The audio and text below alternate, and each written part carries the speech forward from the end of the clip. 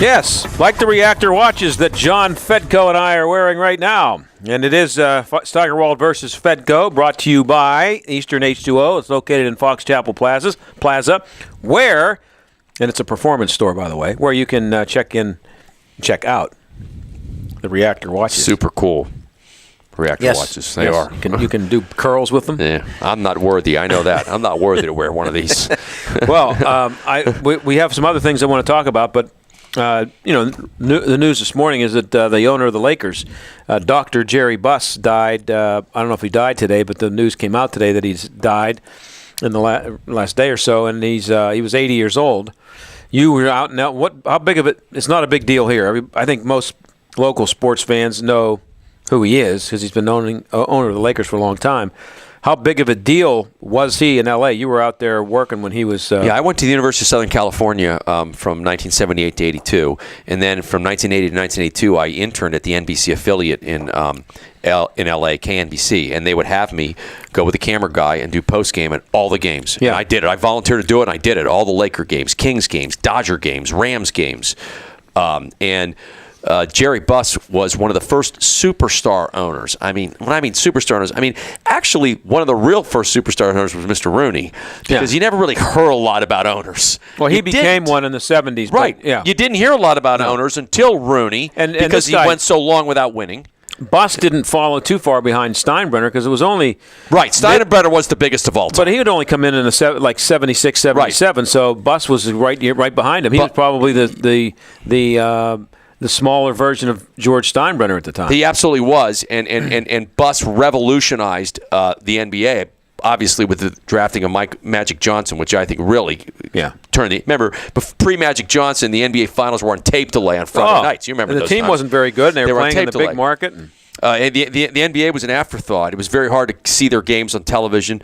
And Buss came in and turned the Lakers into a Dallas Cowboy, Pittsburgh Steeler type franchise. And the Lakers in the 80s were as big a franchise as any in the history of sports, including the Yankees of the 20s and the 30s. But the Lakers in the 80s were unreal. Okay, and I was living that for 2 years, from 80 to 82. Now, the Lakers won the NBA championship in 1980 in Magic's rookie year, and they ended up winning like 4 under Jerry Buss. Yeah. But it was an unbelievable time to be in Los Angeles, and Jerry Buss was as big a celebrity as Magic Johnson or anybody else in L.A. Yeah, and he was huge. And a nice guy, by the way. But he knew about he obviously was one of the first guys to... I mean, they called it Showtime. So he was a guy who was aware of the importance of being entertaining as well as winning and making. He was the guy who created the whole atmosphere in the building that was about more than basketball and all that stuff. And I guess if you're in Hollywood, you really ought to be aware of that stuff. And that he's probably one of the first really good sports marketers.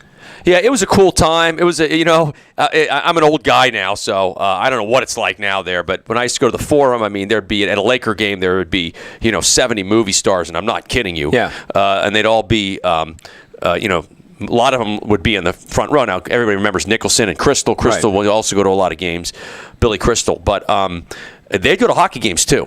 Mm-hmm. There were stars at the L.A. Kings, especially that one year they went to the NHL Finals against Vancouver, and they knocked off Edmonton. That was a big year for stars going to Now, I was going to talk to you about this later, but since we're talking about Jerry Buss dying, what about – I mean, it comes up every – I don't know. In my years of covering sports, it seems like about every 5 or 6 years. There's now talk again about the NBA putting a team in Pittsburgh. David Stern mentioned Pittsburgh when he was asked about the league expanding, and he said, I got my eye on some really good cities, and Pittsburgh was one of the cities he mentioned. I think he's nuts, but I say that if they put an expansion team in here, it would die. You think so? Yeah. I don't know if it would, John. If they moved the Boston Celtics here, or if they moved even if they moved the Lakers here with Kobe Bryant next year, they'd draw really well. But if to start off with a team that's going to go 14-65, no. I don't know. John, I'm going to disagree with you on this because I think this is an unbelievable sports town. It always has been. I think that it's shown it can support great college basketball. I also think that we have an unbelievable arena now, Consol Energy Center, and got a billionaire who owns the Penguins. And that's true. I think it's a great sports town. I do think it could support an expansion franchise. If Cleveland can support NBA, Pittsburgh can. Yeah, but Cleveland doesn't also have an NHL team. That's correct. Could Cleveland support? And Columbus is a total disaster right now for the NHL. Okay, and that's almost a suburb because of Cleveland. a bad team. Yeah. Well, there's that too, but I'm not quite sure Columbus was a real good expansion move for the NHL. Columbus doesn't strike me as hockey hotbed, and I spend some time in Columbus. They're not hockey crazy there. I think they're sports crazy here. I think this is a major metropolitan area. I do think we could support an NBA franchise. I think it would work. Well, I think it would. They may struggle at some point, but I think it would work. I have my doubts about that, but we have other things to discuss here. And remember, Steigerwald versus Fedko, brought to you by Eastern H2O, located in the Fox Chapel Plaza. Reactor watches. Just keep